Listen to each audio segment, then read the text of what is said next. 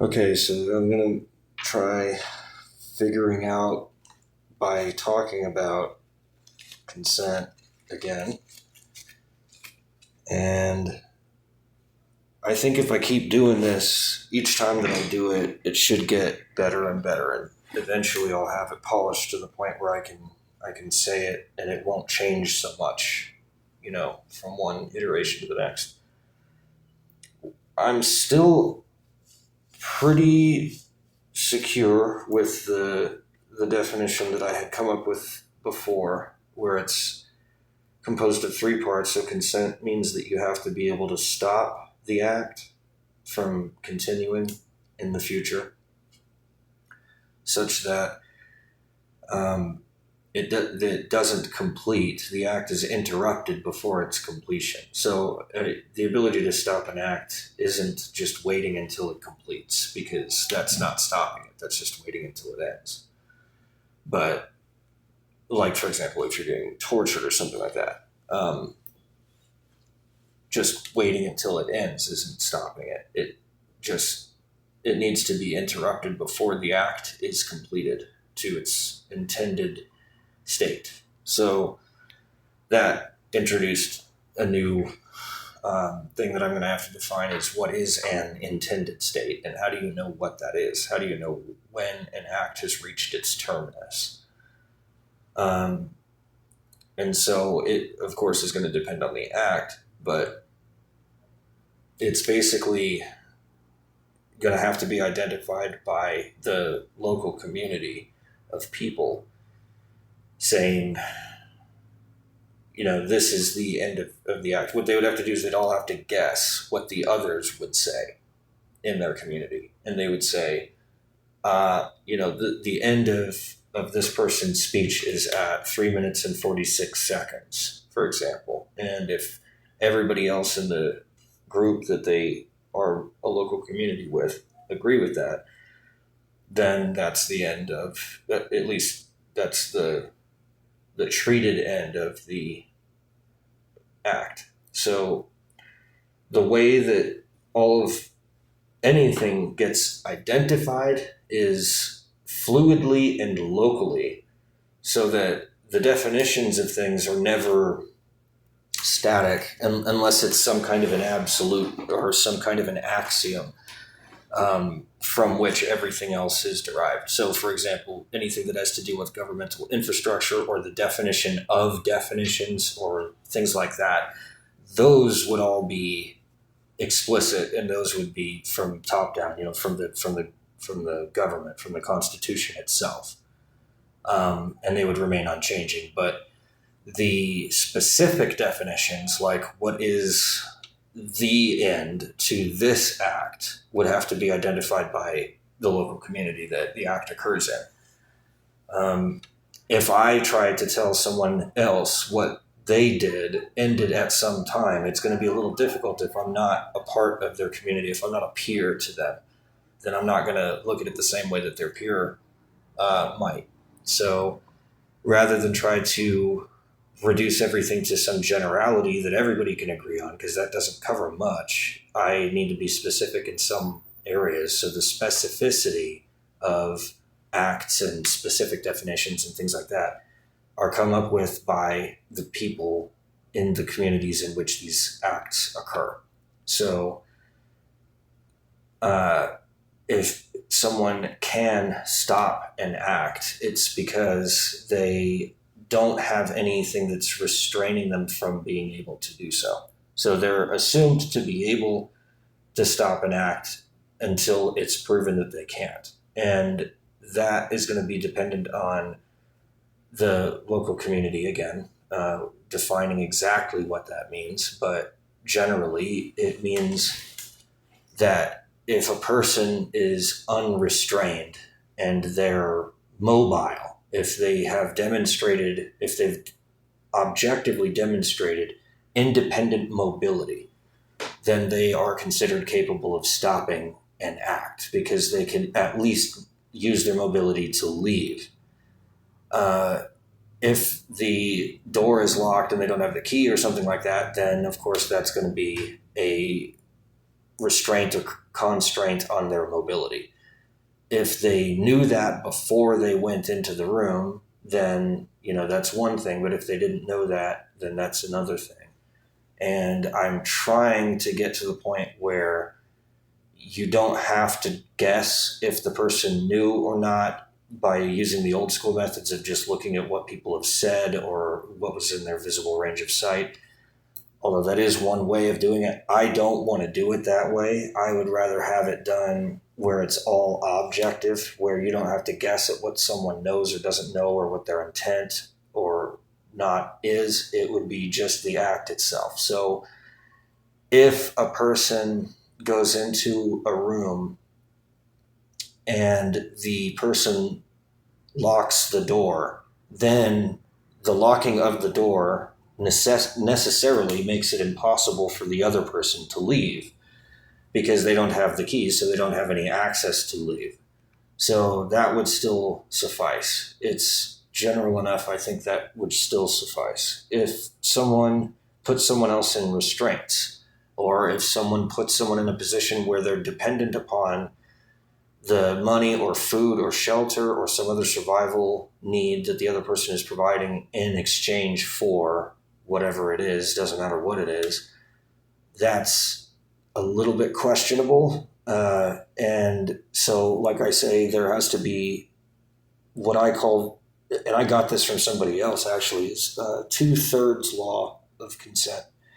So in all of these different ways of measuring consent, you have to have 2 out of the 3 of those at least, if not ideally all 3. But if you can't get all 3, at least 2 out of the 3 types of these measures of consent. So one of them is time-based, before, during, or after. So you have to have consent before and during, or before and after, or during and after any act of all the participants. So if somebody doesn't consent before the act, but they do during it and after it, okay, that's fine. At least it's 2 out of the 3. That's seduction, but at least it ended well, and it wasn't horrible during the process either. So apparently it was okay in the end. If they don't consent after, but they did consent before and during, then that's just buyer's remorse. That means somebody went into some kind of a deal with an intent to complete or continue it or whatever, and then everything was fine while they did it too. There wasn't any kind of weirdness or anything that was making the situation immoral, but yet later on they regretted it. And so that's not quite enough to implicate the other person because they consented before and during the act, just not after. So that's the time portion. And then the other side of it is what I had been describing, the ability to stop an act. And this, what I had first started to describe, I've noticed, is actually describing measuring consent subjectively within the person who is either withholding or providing the consent. And basically that's what it derives from, is the ability to stop an act is the ability to manifest a withdrawal of consent. So if I don't consent to something, I manifest that withdrawal either by withdrawing myself or withdrawing the other person's ability to access myself or whatever it is that they're attempting to get in an interaction with. So stop the act. They have to have the ability to stop the act. They also have had to either have done the act in the past consensually to completion, so that it's not their first time doing it. And lastly, if they initiate the act themselves, then that's considered a manifestation of presenting consent. So if I'm the first one to make the first move, or if someone moves first or initiates a physical approach towards another person, then whatever act that they're about to engage in is being initiated by that person. So that's 1 out of the 3. So and only one person can initiate any given act. So only one person gets that. The rest of them have either had to do it in the past. Well, actually, the rest of them have had to have done it in the past and have the ability to stop it in the future and in the present. Excuse me. Because they have to be able to stop it in the present also to interrupt the act so that it doesn't complete. Because that's the whole point, is to stop the act before it completes. If you're not doing that, then you're just waiting until it ends, and that's not good. So you have to have the ability to stop and have done it in the past if you don't initiate it. If you initiate it, then you either have had to have done it in the past or be free to move around. So to stop the act, to withdraw your consent, to manifest your withdrawal of consent. Either by withdrawing your body from the situation or withdrawing someone else's ability to interact with you, blocking, or in some cases, if you have to, restraining the other person, immobilizing them in some way. So the 2/3 law applies within, by having it be within the subject, having it be between them having the ability to stop the act and have that they've done the act before in the past if they don't initiate it. So if only one person can initiate any given act, almost every single actor there except for the one that's initiating it, will have to have done it in the past also. So there's some quirks like that I didn't really notice, and I'm still discovering them. So I just noticed that is, if you're in the vast majority of the people that are interacting with someone, at least half, if not more, because most acts that you can think of require at least two people, only one of which can initiate the act. So that's 50%. And then if there's more than two people, if there's three or more people, then again, only one can initiate the act. And then the other two or more people that are interacting with them are not able to initiate. So that means that they have to have done it in the past, and they have to have the ability to stop it presently and in the future. So it's kind of a weird quirk. It's like and it applies to any given act. Unless I constrain it, it's going to be in accordance with any given act. So let's say it's calling my friend on the telephone. If he's never had a conversation on the phone before, I have to somehow convince Joe to call me because I can't call him because he's never been called before. It's kind of weird to think about that. That's kind of a really weird system. So if I want to call up my friend and I want it to be consensual according to the definition that I've come up with so far, then I have to have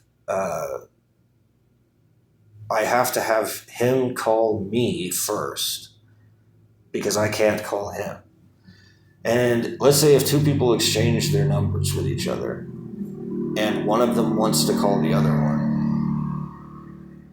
depending on how specific you want to be about what constitutes a different act versus what constitutes a variant of the same act, you could say that either every single time someone first meets someone else, or even further, every single time someone does anything, that they have to have all three of those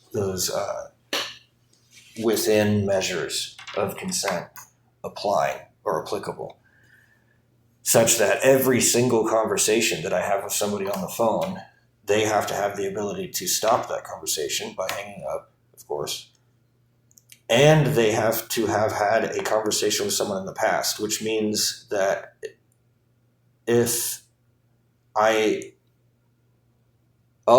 so the absolute maximum would be dependent on the other people that are interacting with each other.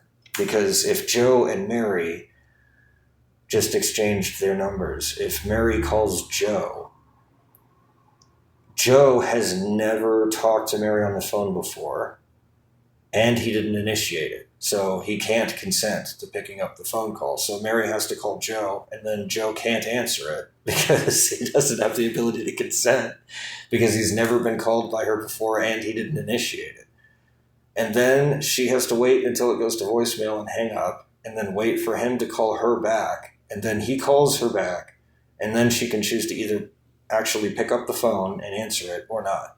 Then after that, from thenceforward, they've established their history of both having called each other in the past so that they can hang up, so they can end the call. And they've also called each other in the past. So they'll always be consenting to calling each other in the future, regardless of whichever one initiates it or not.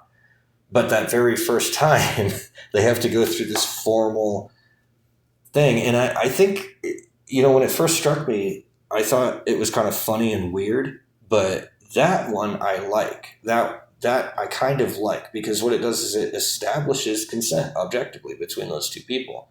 It's weird and it's quirky, but it means that the other person cares enough to go through that in order to have the conversation with you so that you can trust them enough with talking to them so they're not going to stalk you or something like that because they're going through this effort of respecting your boundaries and not. It's sort of like offering someone something that you're not, and the other person automatically declines immediately. Like the first thing they do is say, no. And it's kind of like that. It's a weird quirk. And you go through it, even though it doesn't make any logical sense. If they're offering you something, then they're offering it. You can just accept. But it's rude to accept it on the first thing. You have to wait until they ask you twice, and then you can accept it. It's something like that. It's similar to that. And it struck me like that after I thought about it and mulled it over for a while. I was like, that's actually kind of cool. That's actually kind of I don't know what to call it, sophisticated, maybe even romantic way of looking at it, is that the other person is willing to physically manifest their understanding of someone else's boundaries. So that's... It's a weird quirk, but it's something that you only have to do once per person.